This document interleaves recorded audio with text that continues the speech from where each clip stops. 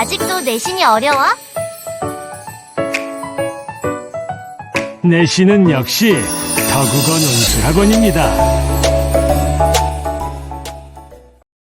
자, 우리 태산고등학교 친구들, 지난 시간에 우리가 형법 문제 이제 지문 분석한다고 했는데 시간이 다 안 돼가지고 지문 분석까지 못 들어갔었죠. 그쵸?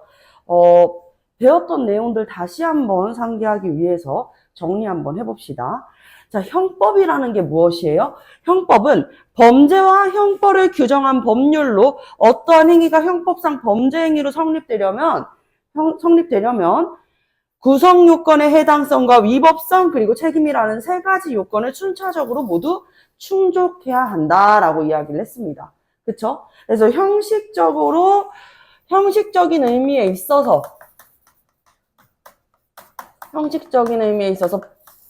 범죄란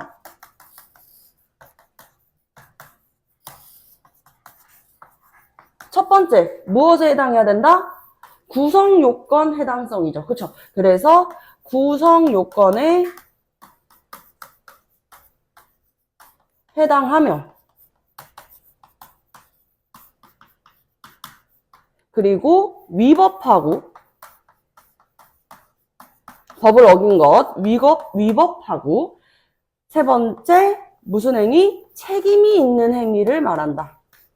책임이 있는 행위를 이야기한다. 해가지고 세 가지를 이렇게 우리가 이야기를 했었어요. 그죠? 여기에 똑같이 나와 있죠. 구성 요건의 해당성, 위법성, 책임 세 가지 요건을 순차적으로, 그래서 번호를 써놓았습니다. 순차적으로 모두 충족해야 됩니다. 자, 풀어서 설명하면 단 하나라도 해당이 되지 않으면 이것은 범죄가 아니라고 볼 수가 있겠죠. 그 중에서 구성 요건의 해당성부터 이야기를 합니다. 첫 번째 성립 요건인 구성 요건의 해당성은 어떤 행위에 대한 구체적인 사실이 형법상 규정된 범죄의 유형에 해당하는 것을 이야기한대. 자, 그대로 여기에다가 적어주세요. 지금 여기 본문에서 이야기한 어떤 행위에 대한 구체적인 사실이 형법상 규정된 범죄의 유형에 해당하는 것. 그대로 가져와요. 어떤 행위에 대한 구체적인 사실이 형법상 규정된 범죄 유형에 해당하는 것을 구성 요건의 해당성이라고 보는 것이죠. 그쵸? 그 말은 즉슨 형법상 규정되어 있지 아니한 것은 처벌할 수 있다, 없다? 없다. 아무리 기분을 상하게 하는 행위, 아무리 타인에게 불쾌감을 주는 행위라도 형법상 규정이 되어 있지 않으면 그것은 처벌하기가 어렵다라는 것이죠. 하지만 그런 일들은 거의 없습니다. 대부분 이제 법으로 명기가 되어 있는데 어쨌든 우리는 비문학을 하는 것이니까요. 좀 알고 있으면 되겠죠. 형법상 규정된 범죄 유형에 해당하는 것. 만약에 규정이 되어 있지 않으면 범죄가 성립되지 않는다라는 이야기. 자, 그래서 여기에서 선생님이 구체적인 사실에 대해서 한번 예시를 들어줬을 거야, 얘들아. 그래서 범죄 행위에는 행위의 주체가 있고 행위의 객체가 있다 라고 이야기를 했었죠. 그쵸? 예를 들어서 이제 피해자와 가해자, 피고와 원고. 자, 그리고 구성 요건에 해당하는 행위, 구성 요건에 해당하는 행위, 어떠한 행위를 했는지 법에 명기되어 있는, 예를 들어 사람을 다치게 했어, 때렸어, 폭행죄, 그래서 상처를 입혔어, 상해죄, 다른 사람의 물건을 훔쳤어, 절도죄, 다른 사람의 성적 자기결정권을 침해하였어, 그러면 성폭력, 이렇게 될 수 있겠죠. 그쵸? 대부분 이제 법에 명기되어 있다 이거예요. 그래서 어떠한 이제 구성 요건에 해당했는지를 보는 거. 그리고 나서 이제 구성 요건적 행위. 그 다음에 그 구성 요건적 행위로 인한 결과가 발생할 것 아닙니까? 결과. 근데 결과를 묻는 경우도 있지만 결과를 요구하지 않는 경우도 있어. 하지만 결과를 묻는 경우에는 반드시 그 결과와 행위, 즉 원인 간의 인과관계가 성립돼야 됩니다. 인과관계가 성립이 돼야 된다. 그리고 이 구성요건적 행위를 고의적으로 했는지 아니면 과실인지도 나눠봐야 돼요. 고의범인가 과실범인가 를 나누어 볼 필요가 있겠죠. 그래서 이 구체적인 사실이 형법상 규정된 구성요건적 행위인가 이렇게 쭉 나눠가지고 이제 사실 여부를 볼 수 있습니다. 객관적 사실로만 봅시다. 예를 들어 A가 B의 복부를 찔러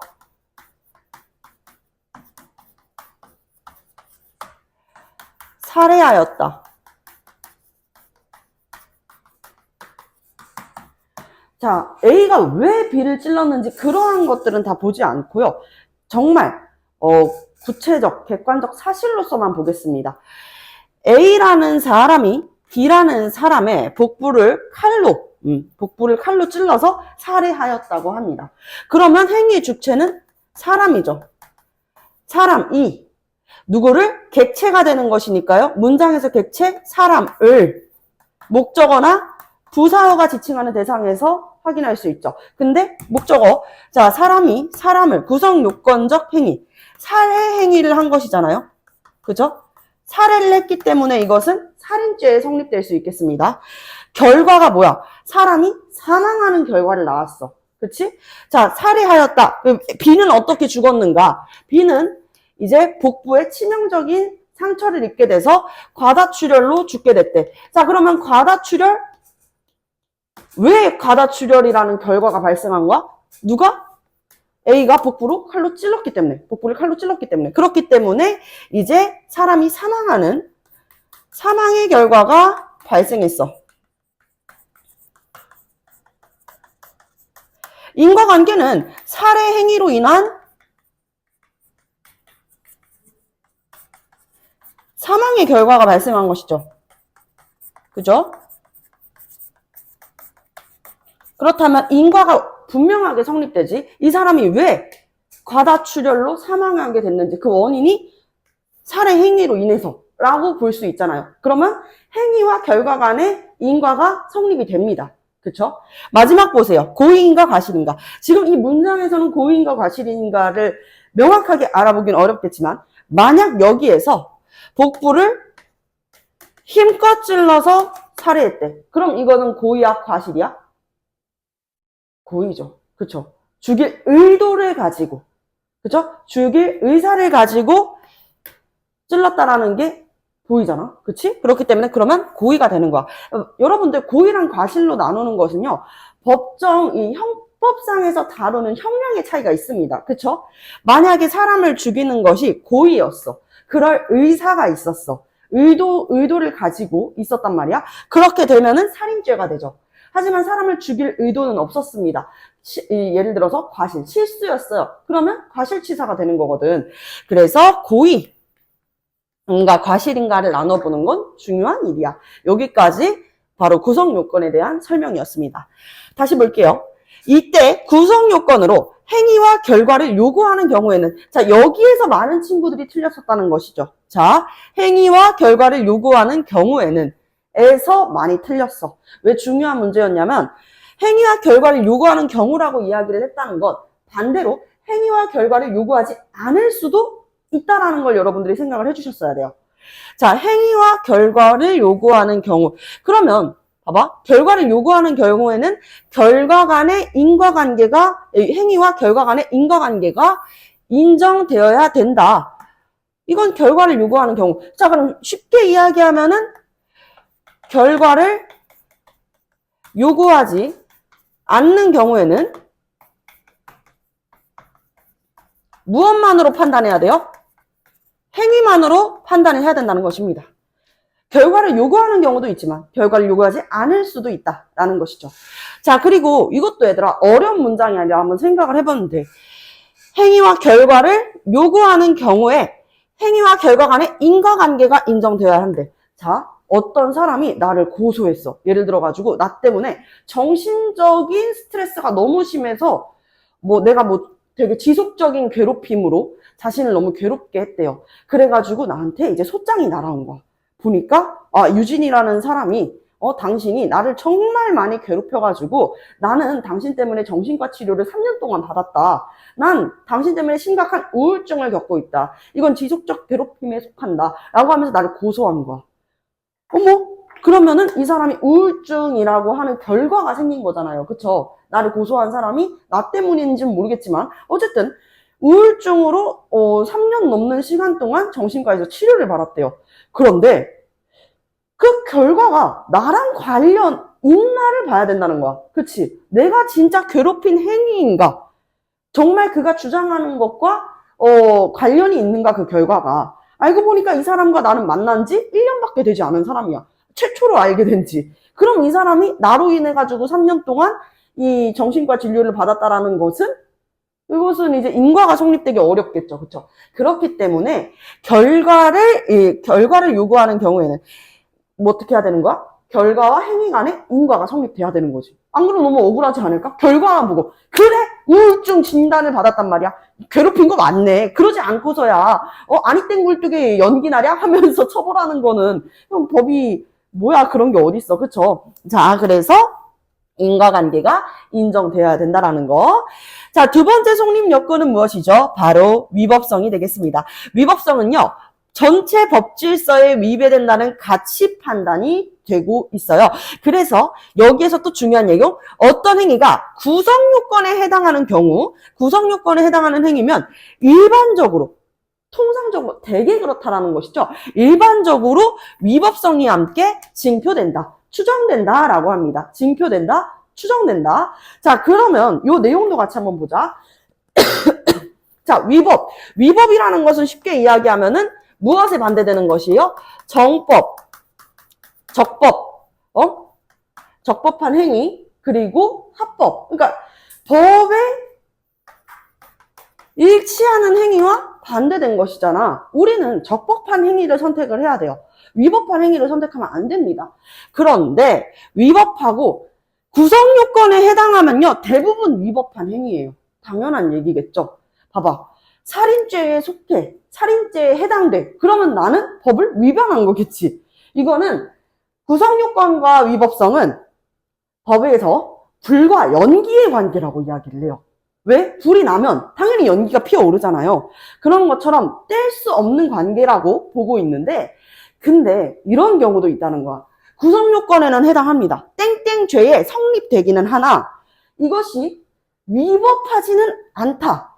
그러니까 정말 다 이제 좀 그만한 사유가 있어서 이 위법성이 조각되는 경우도 있다라는 이야기를 하는 거야. 그것을 우리가 위법성 조각사유라고 하는 것입니다. 위법성 조각사유. 위법성 조각사유. 그렇다고 해가지고 법이 먼저 위법성 조각사유를 묻는 건 아니야. 왜? 정법이 불법에 양보할 필요는 없습니다. 그렇죠? 정법이 위법에 양보할 필요는 없어요. 다만 이것을 조각시키는 즉 이제 구성 요건에 해당하는 위법성을 포함하고 있지만 이 위법성을 징표시키는 정말 그 특정한 사유가 있는가? 그래서 위법성 조각사유에 해당한다면은 위법성에 해당하지 않는다. 그러면 셋 중에 하나라도 해당하지 않으면 어떻게 돼요? 범죄가 성립이 돼요? 안 돼요? 안 된다라는 이야기잖아. 자, 위법성 조각사유는요, 선생님이 지난 시간에도 예시를 들어주었지만요, 형법 제21조 무엇이죠? 정당방위죠. 그쵸? 자, 우리 본문에서도 정당방위를 예시로 들어주었습니다. 정당방위, 긴급피난, 피해자의 승낙, 정당행위, 이런 것들이 있죠. 요거는 여러분들 그러니까 여러분들의 이해를 돕기 위해 써놓은 것이니까요. 적어놓으면 도움이 되죠. 그쵸? 자, 보세요. 일반적으로 이 구성 요건과 위법성은 불과 연기의 관계이기 때문에 하나에 해당하면은 즉 구성요건에 해당하면은 위법성에도 해당될 수가 있는데, 보면은 구성요건에 해당하는 행위더라도 하지만이 들어가 있잖아. 그렇지 않은 경우도 있다라는 거겠지. 앞의 내용과 반전되는 내용이 나온다는 거. 구성요건에 해당하는 행위더라도 예외적으로 위법성을 소멸시키는 사유가 있다면 그 사유를 우리가 위법성 조각사유라고 하고, 이 위법성 조각사유에 해당하면 범죄가 성립되지 않는다라는 이야기입니다. 그쵸? 자, 그래서 징표된 위법성을 조각시키는 사유가 있는가? 있다. 그것이 무엇이냐? 정당 방위인가? 현재 나의 법익을 침해하는 행위로서 나를 방어하기 위한 행위였었는가? 혹은 자연재난과 같이 긴급 피난, 그러니까 생명을 지금 지키기 위해서 피난을 해야 했었던 상황이었는가? 이야기했죠. 자연재해가 일어났어요. 뭐 쓰나미가 와요. 산사태가 일어났어요. 그래서 우리가 자동차를 타고 도망치고 있는데 어린이 보호구역이래요. 30km 지키겠습니까, 여러분? 나의 목숨, 우리 가족의 목숨이 달려있는데 산이 무너져 내리고 해일이 막 넘치고 있는데 30km 지켜서 가야지. 아무도 안 그러죠. 그쵸? 자, 그리고 이제 피해자의 승낙, 스포츠를 예시로 들었습니다. 그래서 우리 레슬링과 같은 격투기, 피해자의 승낙, 그리고 정당행위. 선생님이 수업을 하다가 쓰러졌어. 근데 우리가 명확한 사실로서만 보면은 학생이 선생님의 명치를 주먹으로 수차례 가격하여 갈비뼈를 부러뜨렸다 라고 하면 우리가 그 사실만으로 봤을 때는 폭행죄라고 생각을 할 수 있잖아요. 그렇죠? 그렇다면은 이것이 구성요건에 해당할 수 있을지언정 그만한 사유가 있었는가? 선생님이 수업을 하다가 쓰러졌어. 그래서 CPR을 할 줄 아는 학생이 이제 주먹을 쥐고, 그러니까 주먹을 쥐고, 원래 손을 펴서 해야 되는데, 주먹을 쥐고 이렇게 한 거야. 그래가지고 이제 CPR을 하다가 명치를 막 압박하다가 결국엔 갈비뼈가 부러졌다라는 결과를 나왔어. 이건 생명을 구하려는 행위가 아니었는가 해가지고 뭐 정당행위 이런 식으로 우리가 이제 위법성을 조각시키는 사유가 있는가를 물어본다는 거지. 그래서 이 위법성 조각 사유에 해당하면은요 범죄가 성립이 돼요, 안 돼요? 안 돼요. 자, 그렇다면 구성요건에도 해당하고 위법에도 해당됐어. 자, 그럼 세 번째 차례는 뭐야? 만약에 구성요건에서 위법에 해당했는데 위법성 조각사유는 해당하지 않네? 그럼 그 다음에는 어디로 가야 돼요? 책임으로 가야 돼요. 이제 책임을 물어야겠죠. 자, 책임을 묻습니다.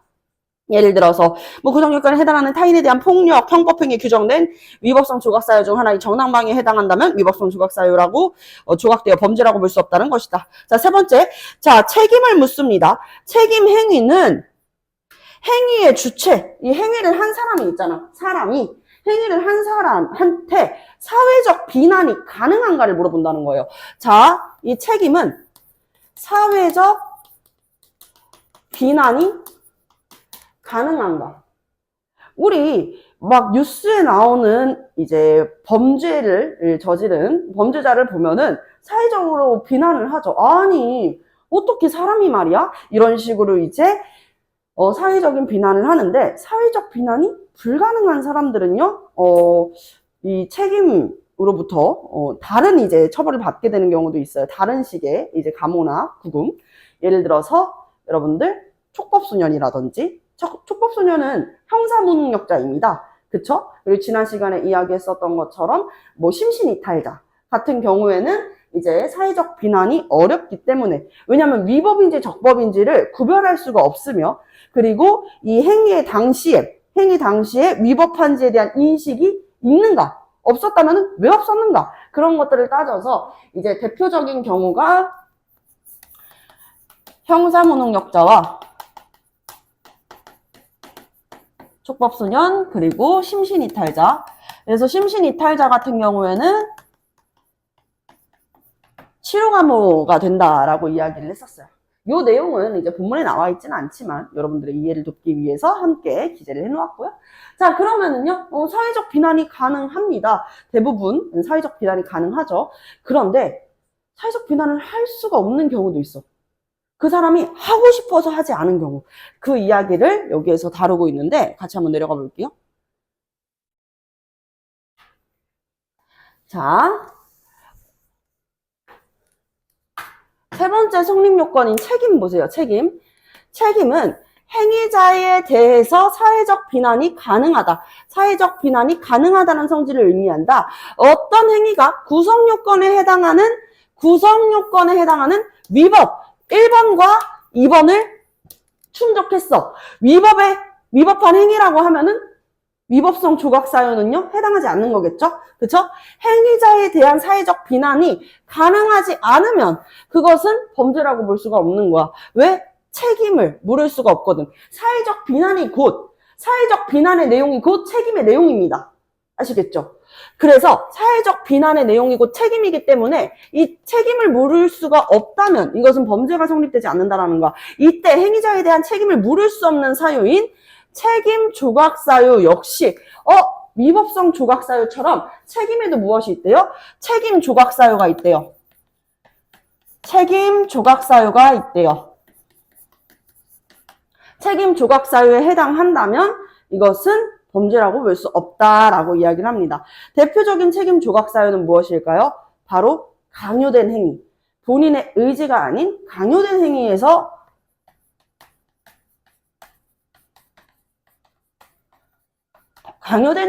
하게 된 구성 요건에 해당하는 위법한 행위였을 때는 이제 책임 조각 사유에 해당할 수 있다. 대표적인 예시로 들어주고 있습니다. 그렇죠?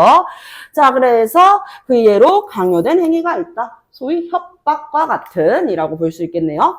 자, 그래서 여기까지 이야기를 했어요. 그러면 범죄가 성립되기 위해서는 이 세 가지를 구성 요건, 위법성, 그리고 책임까지 이 세 가지가 성립이 되어야 된다라는 이야기죠. 자, 성립이 되었다는 전제하에 이제 어떤 이야기로 넘어가냐? 우리나라 형법에서 다루는 대개의 범죄들은요, 주로 고의범이 많습니다. 그럴 의사를 가지고 했었던 경우가 많은데요. 이제 고의범과 과실범으로 나누는 조금 더 깊은 내용으로 한번 들어가 볼 거예요. 자, 형법에서 다루는 범죄는요, 고의범과 과실범으로 나눌 수가 있습니다. 자, 볼게요. 고의범과 과실범으로 나눌 수가 있습니다. 고의범은 행위자가 범죄를 범할 의사를 가지고 있었어. 그러면 고의범은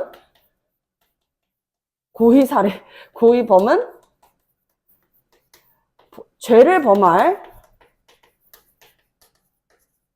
의사가 있었고,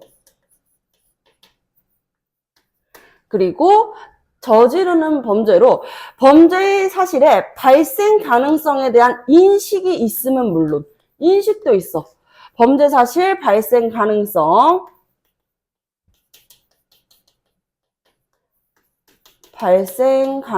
인식하고 있어.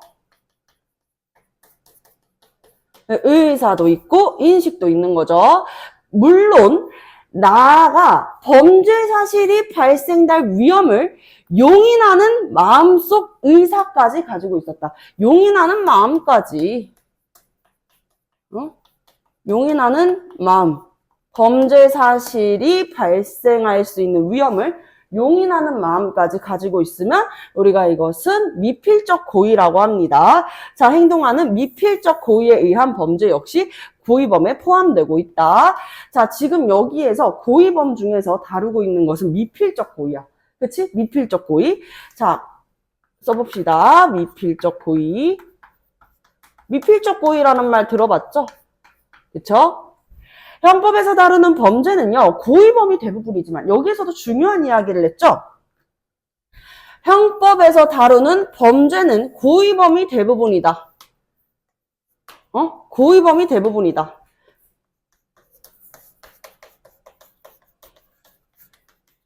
대부분 죄를 범할 의사를 가지고 그리고 범죄 사실 발생 가능성을 인식하고 있는 상태에서 범죄를 저지르는 경우가 많았다라고 이야기를 하지만 실수로 타인의 생명과 신체를 침해하는 사례가 많아지면서 실수로 타인의 생명과 신체를 침해하는 사례가 많아졌대. 그 이유는 나와 있진 않죠. 왜 침해하게 됐는지는 나와 있지는 않지만 그래도 실수로 타인과의 생명과 신체를 침해하는 사례가 생기다 보니 죄를 범할 의사는 없지만 그러면 죄를 범할 의사가 없어? 그렇다라는 것은 쉽게 고의범과 과실범을 나누는 것은 의사겠죠. 죄를 범할 의사가 있었냐 없었냐. 그렇죠? 누군가 여기 이제 뭐 교실에 우리 유리문이잖아요. 칼을 들고 유진! 부르면서 이제 칼을 들고 위협적으로 성큼성큼 다가와. 이 사람은 죄를 범할 의사가 있는 거라고 볼까? 없는 거라고 볼까? 있다라고 봐야겠죠. 그쵸? 누군가를 다치게 하거나 혹은 살해하려는 목적으로 그럴 의사를 가지고 이렇게 성큼성큼 다가온다고 볼 수 있겠잖아. 근데 누군가 문을 열고 한 다음에 이제 칼을 들고 있는데 하면서 이렇게 두리번거리고 있어요. 그러다가 이제 두리번거리다가 실수로 이제 확 이제 뒤도는데 누군가를 이제 상해를 입히게 된 거야. 그러면 이 사람은 죄를 범할 의사가 있었는가? 왜 칼을 그렇게 들고 있었냐? 위험하게. 는 이제 의사랑은 조금 다른 여부거든요. 그래서 그것도 같이 한번 이야기를 해볼게요. 죄를 범할 의사는 없지만 부주의로 이렇게 부주의로 타인에게 상처를 입히는 등의 과실 죄를 범할 의사는 없었어. 근데 왜 죄를 범했냐 이거야. 부주의 때문에. 부주의로 타인에게 상처를 입히는 등의 과실로 범죄인 과실범에 대해서는 특정한 규정을 두고 있다라고 이야기를 하는 거야. 자, 특정한 규정을 두어서 과실범을 나누고 있다. 차별하고 있다. 자, 그러면 과실은 결과 발생의 위험성에 대한 인식의 유무와 결과 발생 위험성에 대한 인식의 유무, 그러니까 인식하고 있냐와 형법상의 과실범 규정에 따라 그 유형을 나누어 볼 수가 있대요. 과실범도 두 개로 나눌 수가 있나 봐. 먼저 인식의 유무에 따라서 먼저 인식의 유무를 1번이라고 하면 인식의 유무에 따라서 과실의 유형을 나누면 인식이 있는 과실과 인식이 없는 과실로 나눌 수가 있다라고 합니다. 자, 인식이 있는 과실과 인식이 없는 과실이 있었다라는 것이죠. 자, 보면은 지금 우리가 크게 고의범은 의사도 있고 인식도 있어. 그리고 용인하는 마음까지 있는 미필적 고의.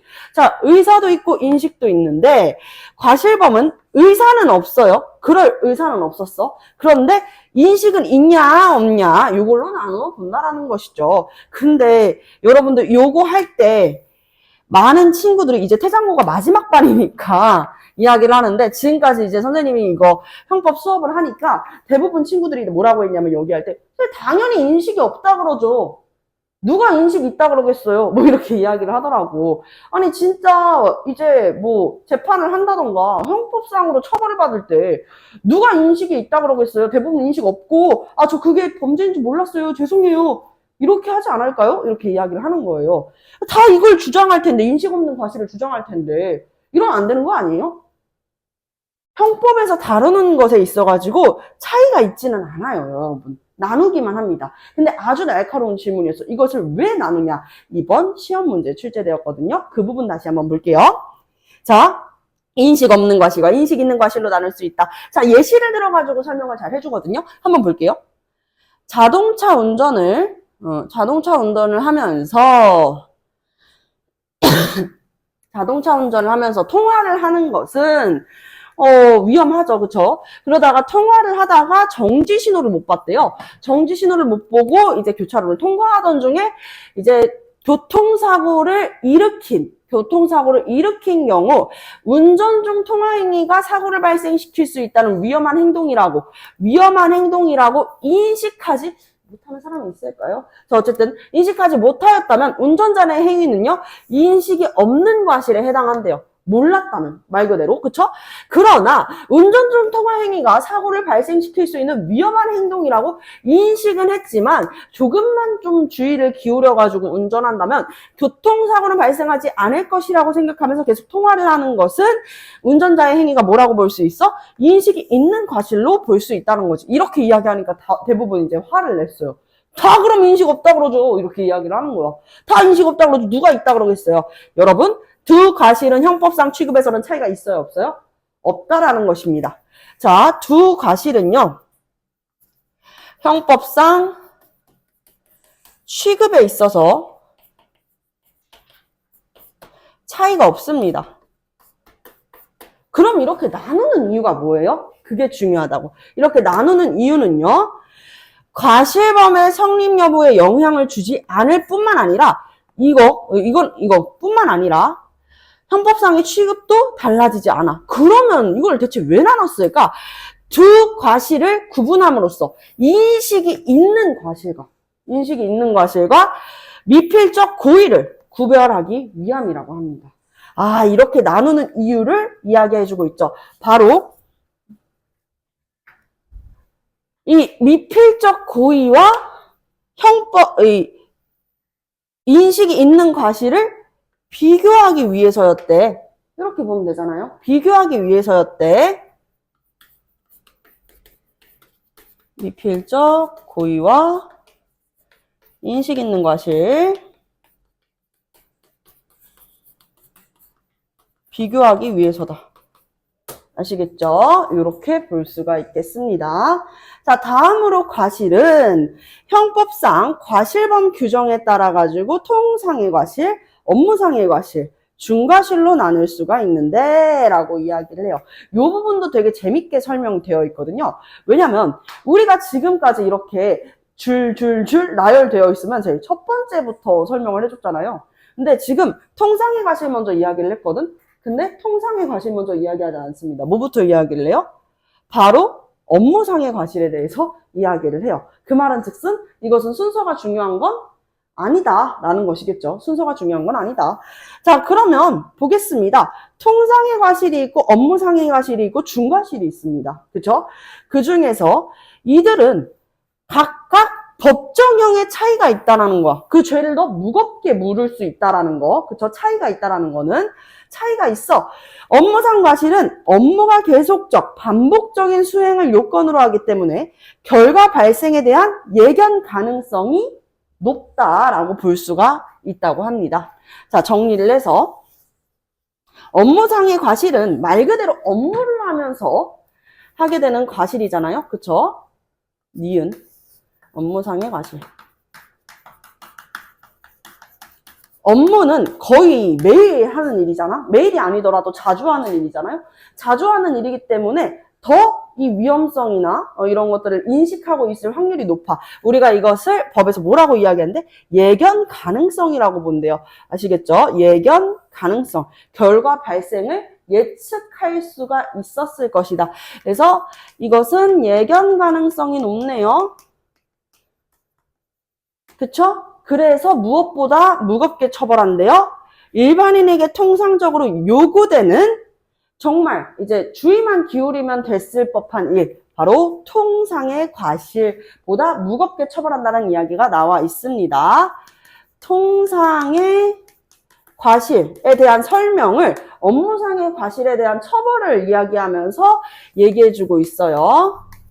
업무상 과실이 더 무겁게 처벌돼. 그 이유는 업무상의 과실 매일 하는 일이니까 예견 가능성이 높기 때문이다 라고 볼 수 있는 거. 통상의 과실이라는 건 뭐예요? 가볍게 설명 나와 있죠. 일반인에게 통상적으로 요구되는 주의 의무를 이야기합니다.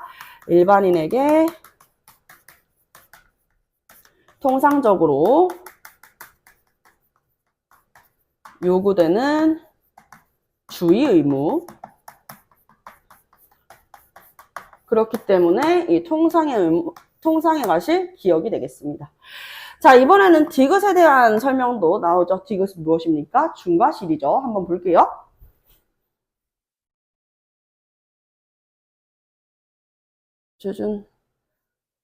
자, 이렇게 보겠습니다. 주의 의무를 위반하는 통상의 과실에 비해 상대적으로 무겁게 처벌한다. 이 업무는 그리고 여기 하나 더. 업무상의 이 과실에서는요, 업무, 결과 발생 야기행위의 내용이어야 한다. 즉, 무슨 이야기냐? 업무 중에 이제 과실로 인해가지고 다른 사람한테 뭐 피해를 주거나 아니면 신체적인 상해를 입히거나 이렇게 했다고 칩시다. 근데 이게 있잖아. 내가 늘 하던 업무가 아니면 그럴 경우에는 이제 업무상의 과실로 인정되지는 않는다라는 거야. 여러분들의 이해를 돕기 위한 예시를 한번 들어줄게. 예를 들어서 이제 호텔리어로 일하는 이제 A씨가 있어요.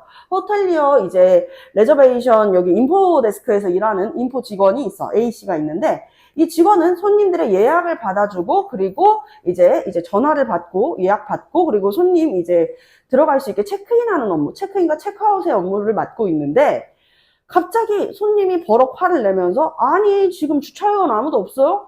아니 이거 지금 주차를 이거 빨리 해야지 들어가는데 차 언제까지 되나요? 저희 10분 기다렸어요. 막 이렇게 화를 내요.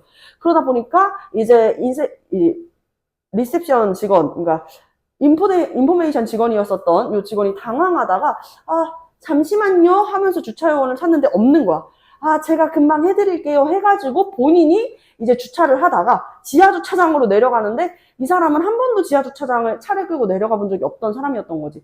지하주차장으로 내려가는데 턱이 이제 너무 경사가 되게 높잖아요. 경사가 높은 나머지 차체가 낮았었던 스포츠카를 발렛하다 결국에는 여기 닿으면서 까드득 사고를 냈다고 합시다. 이것은 업무상의 과실로 보기에는 어려움이 있죠. 왜? 그것은 발렛 파킹은 A씨의 주 업무가 아니었기 때문입니다. 그렇죠? 아무리 업무를 하던 중에 발생한 결과여도 무관한 업무를 수행했기 때문에 이것을 업무상의 과실로 인정하기엔 어려움이 있다라는 것이죠. 자, 중과실. 이제 중과실 이야기하네요. 중과실은 통상의 과실에 비해서 주의 의무를 현저하게 태만한 경우 중과실은요 무엇이래? 통상의 과실에 비해서 또 통상의 과실이랑 비교를 하네요. 주의 의무를 현저하게 태만했대. 조금만 아주 근소한 주의만 기울였어라도 일어나지 않았을 텐데 그 조그만 주의를 기울이지 않아서 생긴 일이야. 그렇다면은 이제 주의 의무 태만, 주의 의무 현저히 태만한 경우 우리가 중과실이라고 볼 수 있다라고 이야기를 합니다. 그래서 극히 근소한 주의만 기울였더라도 결과 발생을 예견할 수 있었다는 점에서 무엇과 비교해? 이번에도 마찬가지. 통상의 과실이랑도 비교해. 만약에 학교 선생님들이 시험 문제를 낸다면 다른 학교 친구들 영상 보고 있죠. 이거 집중하세요. 통상의 과실이랑 비교했다라는 거를 꼭 기억하셨으면 좋겠어요. 여러분들이 이제 이런 비문학 지문을 읽다 보면 여러분들의 좀 상상력을 동원하는 경우가 있잖아. 선생님이 주로 이제 추상적인 개념을 다루는 철학 지문에서는 상상을 좀 하라 그러잖아요. 근데 법률 지문에서는 여러분들이 상상을 한다고 될 일이 아닙니다. 법률 지문에서는요, 아주 명확하고 구체적인 법률 용어를 그대로 다루고 있거든요. 그러니까 여러분들이 마음대로 뭐 하면 안 돼? 편집하고 상상해서는 안 돼요. 이거를 많은 친구들이 뭘로 봤냐면 그러니까 지금 업무상의 과실이랑 통상의 과실을 비교했잖아. 그러니까 여러분들의 생각이야. 적지 말고 봐봐. 통상의 과실보다 업무상의 과실을 무겁게 처벌한대. 그럼 업무상의 과실보다 중과실이 무겁겠군? 이렇게 해버린다고. 아니잖아요? 지금 뭐랑 비교하고 있어요? 통상의 과실과 비교하고 있어요. 그렇기 때문에 중과실은 통상의 과실보다 상대적으로 무겁게 처벌을 한다. 이런 결론에 도달해야 된다는 것입니다. 당연한 얘기죠. 자, 그래서 이것도 보면은 통상의 과실은 뭐야? 통상적으로 요거는 주의 의무잖아. 그런데 그 주의 의무를 현저하게 태만한 경우이기 때문에 중과실이 통상의 과실과 같이 이렇게 비교 대상으로 묶이게 된 것입니다. 아시겠죠? 자, 여기까지 지문 분석해봤습니다. 이번에는 문제 같이 한번 풀어볼게요. 33번. 윗글에 대한 내용에 대한 이해로 적절하지 않은 것은 요거 이제 지워도 되죠? 그쵸? 자, 드디어 왔습니다. 되게 쉬운 문제였는데 여러분들 선생님이 이거 오답률을 다 적어놨어. 이게 오답률 2위부터 4위가 다 있었던 지문이라 그랬었잖아. 모의고사 문제 45문제 중에 오답률 2위, 3위, 4위가 다 있다는 건 엄청 어려운 지문이 아니고서야 이렇게 생각하는데 여러분들이 틀린 거 보면 좀 답답한 것들을 많이 틀렸어요. 자, 이게 오답률 몇 위? 4위입니다. 같이 볼게요. 윗글에 대한 내용으로 적절하지 않은 것. 협박에 의해 강요된 행위? 아까 우리가 강요된 행위 했었죠. 언제? 마지막. 책임을 물을 수 없는 경우. 그쵸? 그런 경우 우리가 뭐라 그럽니까? 책임 조각 사유라고 얘기합니다. 근데 뭐라고 나와 있어요? 위법상 조각사유래요. 위법상 조각사유는 얘들아 딱 기억해놔. 긴급 피난, 정당방위, 정당행위 아니면 피해자의 승낙이 아니면 그렇기 때문에 이것은 책임이 조각되어 범죄로 볼 수 없다라고 돼야 됩니다. 여기에서 틀렸어요 벌써. 오호. 자, 그리고 2번 볼게요. 왜 틀렸냐면 요거에서 많이 틀렸어. 2번을 많이 했을 것 같아. 실제로 이제 여러분들 모의고사 끝나고 나서 질문 많이 들어왔던 것 중에 요거. 선생님, 이게 왜요? 이런 내용은 어디에도 없는데요? 어디에도 없기는 해요. 결과가 없더라도 그 행위만으로 구성요건에 해당할 수 있다는 내용은 없죠. 단 무슨 내용이 나와 있어요? 행위와 결과를 요구하는 경우라고 나와 있잖아. 그럼 반대로도 한번 풀어서 생각을 해봤어야 된다는 거죠. 어떤 행위에 대한 결과가 없더라도, 그 결과가 없더라도 그 행위만으로 구성요건에 해당될 수 있다. 맞죠? 어떤 행위가 형법에 규정된 범죄 행위의 유형에 속하지 않으면 이건 범죄로 성립될 수 있다? 안 된다. 왜? 어디에 해당하지 않아? 이렇게 되면 구성요건, 그쵸? 구성요건에 해당하지 않는다. 좋아요. 어떤 행위가 형법상 범죄로 성립하기 위해서는 범죄 성립의 3가지 요건을 순차적으로 모두 충족해야 된다. 3가지 요건 뭐였죠? 구성요건, 그리고 위법성, 마지막 책임. 오케이, 좋아요. 자, 범죄의 구성요건으로 행위와 결과를 요구하는 경우 구성요건상 행위와 결과는 인과관계가 인정돼야 된다. 안 그러면 이 억울하다고요. 결과만으로 어떻게 죄를 물을 수가 있겠어요. 그쵸? 인과가 인정돼야 되겠죠. 그 행위 때문에 그러한 결과가 나온 것인가? 인과가 인정돼야 되는 것이죠. 오케이. 쉬운 문제였습니다. 자, 그럼 34번 볼게요. 34번.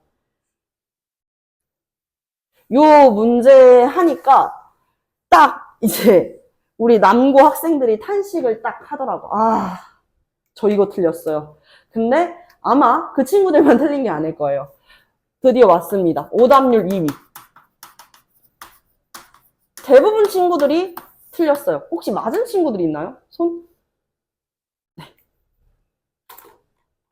그렇군요. 자, 그래서 가의 내용을 선생님이 한번 본문에서 발췌해 왔거든요. 적어 볼게요. 두 과실을 구분함으로써 두 과실을 구분했다. 어떤 과실과 어떤 과실이겠어? 우리가 과실 2개로 구분했던 건 뭐지? 의식이 있는 과실과 없는 과실이었지. 그치? 두 과실을 구분함으로써 인식 있는 과실과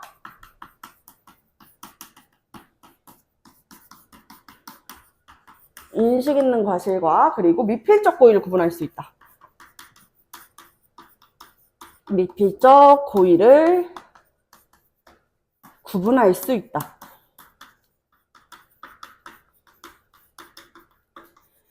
이제 학교 선생님들이 내신다면 이게 오답률이 높았으니까 이런 유형의 문제도 생각해 볼 수 있을 것 같기는 해. 여러분들이 이거에서 왜 틀렸는지를 한번 눈 크게 뜨고 보세요. 이거 약간 우리 고등학교 1학기 중간고사 때 의문변동 같이 했었잖아요. 그 의문변동 했었을 때 혹시 얘들아 그거 기억나?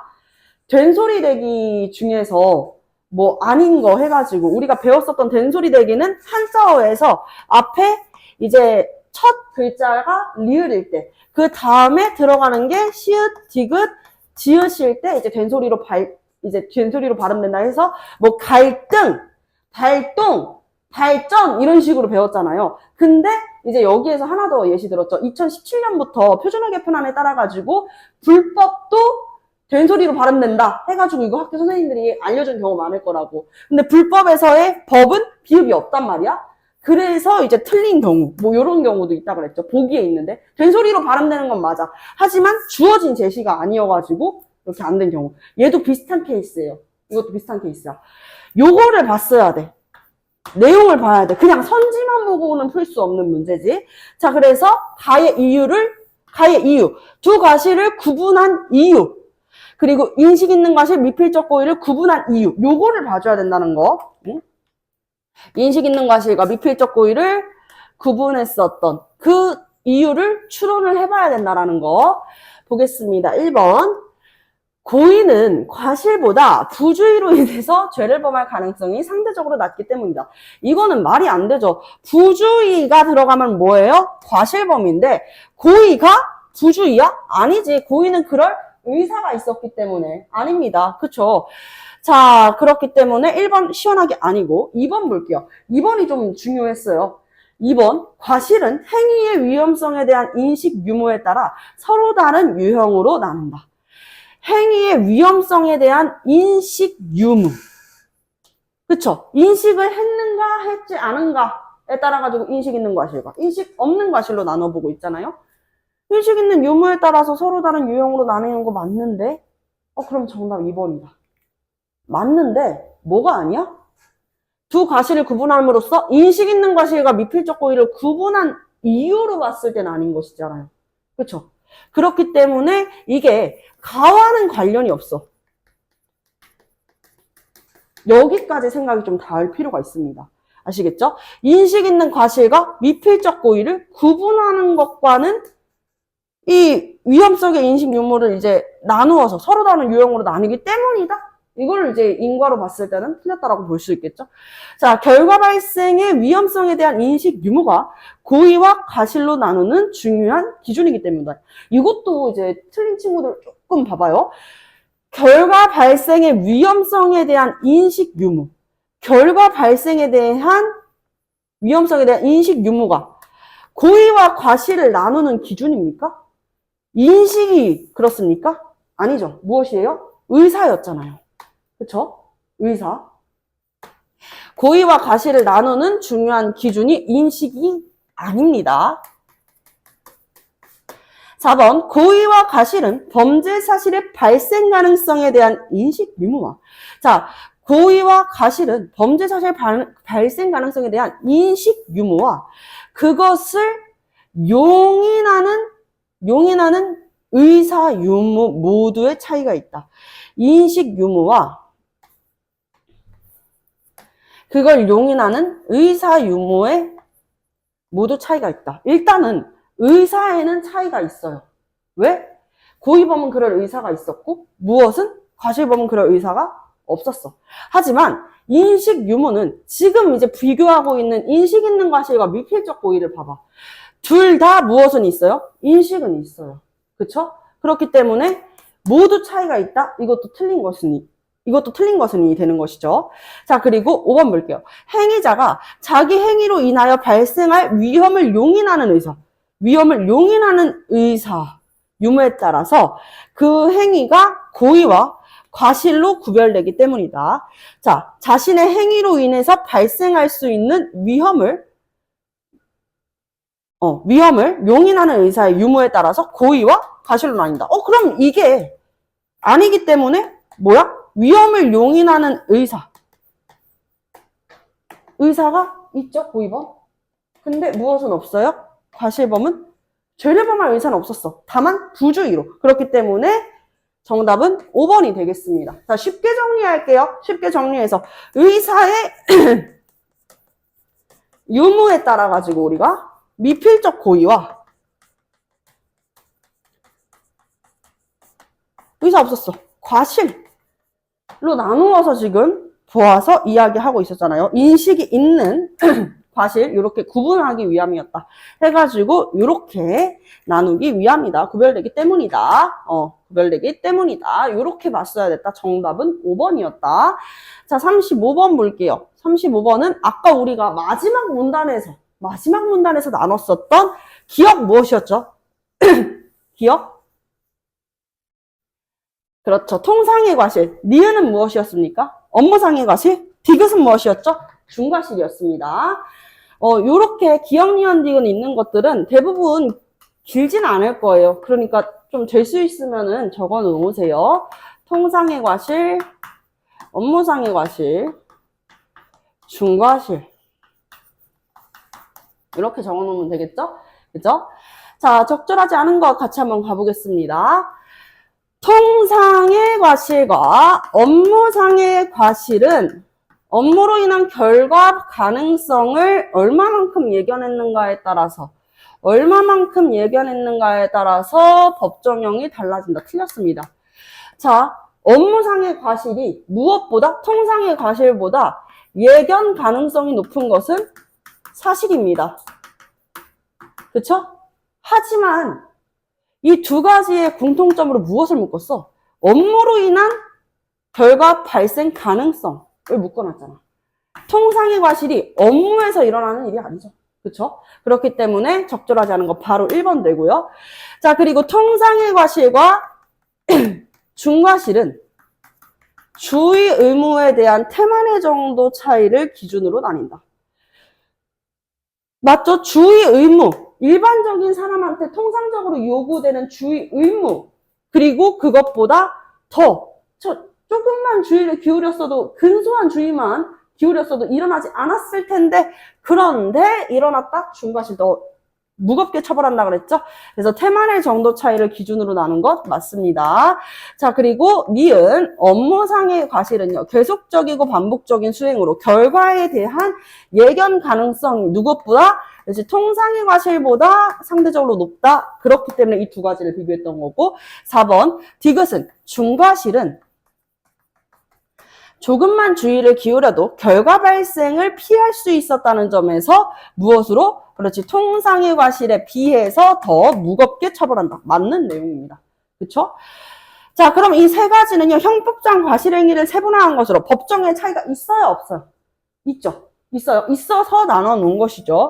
하지만 무엇은? 인식 있는 과실과 인식 없는 과실은 형법상 취급의 차이가 없다. 이런 내용 쉬웠죠요. 그래서 이제 재밌는 문제 넘어가 봅시다.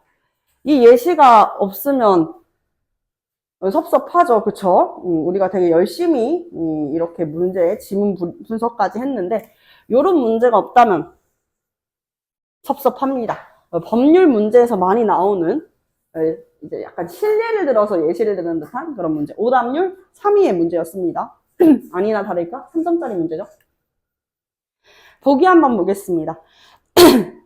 A씨는 견주예요. A씨는 자신의 의류 매장에서 반려견을 키우고 있었다. A씨는 땡월땡일 11시 자신의 매장에서 환불을 요구하는 손님과 다툼을 벌였고 그 과정에서 A씨의 반려견이 밖으로 나갔다. 오, 환불을 요구하는 손님이랑 왜 싸워? 어쨌든 그 과정에서 반려견이 밖으로 나갔대요. 이때 지나가던 B씨, 완전 이제 제3자잖아. B씨에게 A씨의 반려견이 달려들었고 B씨는 A씨의 반려견에게 물려서 상해를 입게 되었다. A씨의 과실 여부를 판단하는 재판 과정에서 A씨는 자신의 반려견이 매장 밖으로 나가 타인에게 해를 끼칠 수도 있다고 생각하긴 했네요. 인식이 있긴 하네. 자, 손님과의 다툼을 어쩔 수 없던 상황이었다고 호소했다. 이에 대한 판결은 다음과 같다. 요 내용을 보니까 이제 좀 답답하죠. 아니, 그걸 잡았어야지. 아니, A씨 당초에 왜 목줄 안 해놓는 거야? 막 이러면서 막 다들 엄청 투덜거렸는데 판결문 보세요. 피고인 A씨는 자신이 운영하는 의류 매장에서 견주로서 반려견에게 목줄을 채우지 않은 채 풀어놓고 출입문을 잠근 상태를 소홀히 한 과실로 인정이 됩니다. 자, 과실로, 부주의로 피해자 B씨에게 상세불명의 신체 부위에 상처를 입게 하였으므로 피고인 벌금 150만 원형에 처한다. 그러니까 다들 한숨을 이렇게 쉬더라고. 자, 그래서 내용 같이 한번 볼게요. 여기에서 우리는 적절하지 않은 걸 고르면 돼. 한번 볼까? 1번. A씨가 반려견에 대한 관리를 소홀히 한 사실에 대해서 A씨에 대한 사회적 비난의 내용이 선생님이 곧 무슨 내용이라 그랬어요? 책임의 내용이라 그랬었죠. 자, 벌금 받았어요. 그 말은 즉 범죄가 성립이 됐다라는 것입니다. 이 세 가지가 다 해당이 된다라는 이야기겠죠. 그렇죠? 범죄가 성립한 거니까요. 성립된 거야. 과실로서의 범죄가 성립이 된 거잖아. 그렇기 때문에 사회적 비난 가능합니다. 당연하죠. 자, A씨가 반려견에 대한 관리를 소홀히 하면 타인에게 해를 끼칠 수 있다고 인식했어. 그래서 인식 있는 과실이라고 봤잖아요. 인식한 점은 과실범 성립 여부에 대해서 영향을 미쳤겠군. 비슷한 유형의 문제가 반복적으로 나오고 있어. 과실범과 고의범의 성립 여부는 인식이 중요한 게 아니야, 얘들아. 그치? 뭐가 중요하지? 죄를 범할 의사. 그치? 죄를 범할 의사를 볼 필요가 있었죠. 그렇기 때문에 인식이 과실범 성립 여부에 영향을 미치는 것은 아니다. 이 과실범을 무엇으로? 미필적 고의가 인식 있는 과실을 나누기 위해서 인식 있는 과실, 인식 없는 과실을 나누는 거지. 이 인식이 과실범 성립 여부에 영향을 미치는 것은 아닙니다. 3번. A씨가 손님과의 다툼으로 반려견에 대한 관리를 소홀히 할 수밖에 없었다고 주장한 부분에 대해서 책임 조각 사유로 인정하지 않았군.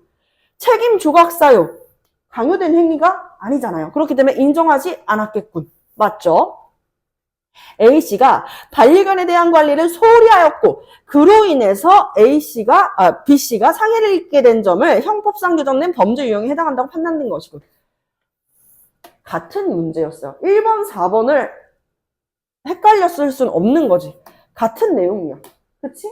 책임에 해당해. 그러면 순차적으로니까 책임에 해당하는 순간 범죄 성립된 거죠. 그쵸? 그렇기 때문에 범죄 유형에 해당한다고 판단할 수 있는 것입니다. 5번. A씨가 반려견에 대한 관리를 소홀히 하고 타인을 다치게 하여 벌금형을 받은 점을 구성요건에 해당하는 행위에 위법성이 있다고 판단한 것이군. 위법성이 있고 구성요건에 해당하고 위법성에도 해당하고 이거 세 개 다 뭐예요? 같은 내용이에요. 그쵸? 그렇기 때문에 정답 몇 번? 2번 되는 것이다. 풀 수 있었던 문제였죠? 그쵸? 풀어보니까 그 다음 같이 가볼게요. 원래 비문학이나 문학에서 볼 수 있는 이런 어휘 문제. 그치? 이런 문제는 사실 점수 그대로 그냥 공짜로 주는 문제잖아. 그치? 거저 가져가세요 하는 문제인데 이것도 하물며 오답률이 높았어요. 왜 그랬는지 한번 보겠습니다. 선생님이 이제 남학생들이 원체 이런 문제를 자랑하면서 풀어요. 약간 이런 거 쉽죠?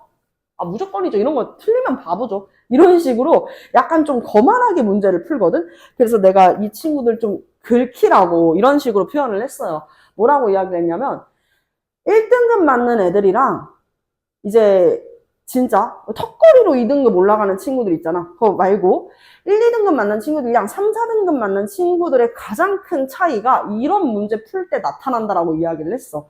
조금 과장한 부분도 없잖아 있긴 하지만요. 이런 문제 풀 때 이거 엄청 쉽네. 그냥 이렇게만 생각하지 말고 조금 더 확대해 드릴게요. 우리가 이렇게 접근을 했으면 좋겠어요. 그러니까 감으로 때려 맞추지 말라는 이야기 하고 있어요. A의 문맥 통과하던 중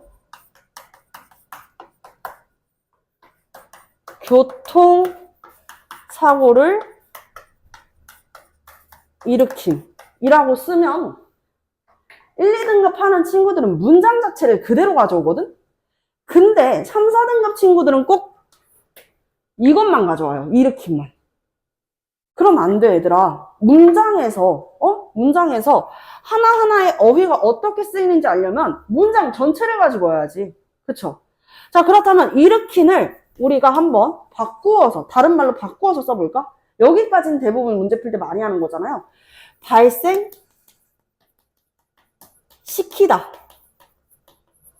발생시키다.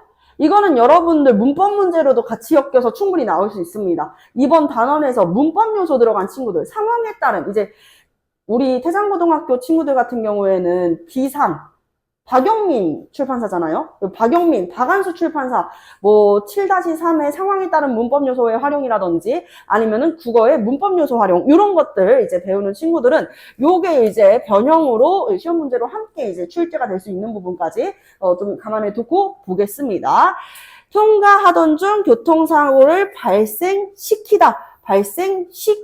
이렇게 볼 수 있겠죠? 그렇죠? 그럼 한번 바꿔봐요, 어휘를. 동생이 학교에서 말썽을 발생시키다. 바꿀 수 있죠. 정답 1번. 이렇게 하지 말고 다른 것도 다 봐봐. 말이 먼지를 발생시키며 가능하죠. 세 번째. 그는 넘어지자 재빨리 몸을 발생시키다. 돼요, 안 돼요? 안 돼요. 선풍기는 전기를 동력으로 삼아 바람을 발생시키다. 돼요, 안 돼요? 돼요. 그쵸? 발생시키다. 5번. 우리는 무너진 집안을 발생시키기 위해 돼요, 안 돼요? 안 돼요. 이러면 헷갈려. 헷갈리네. 이제 때려 맞춰야겠다. 이렇게 하는 친구들이 있는데 봐봐요. 무엇을 일으켰는지 봐. 교통사고를 일으켰대. 목적어 보니까 교통사고를 일으켰다고 하죠. 교통사고는요. 인위적 사고입니다. 사람이 일으킨 인위적 사고예요.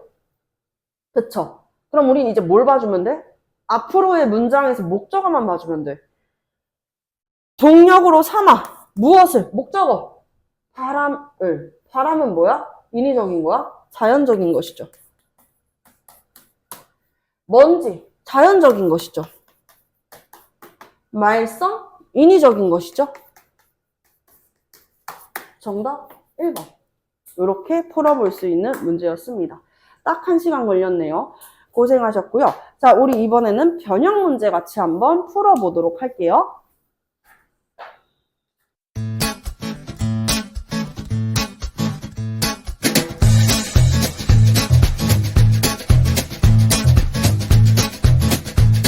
학원으로 전화 주세요.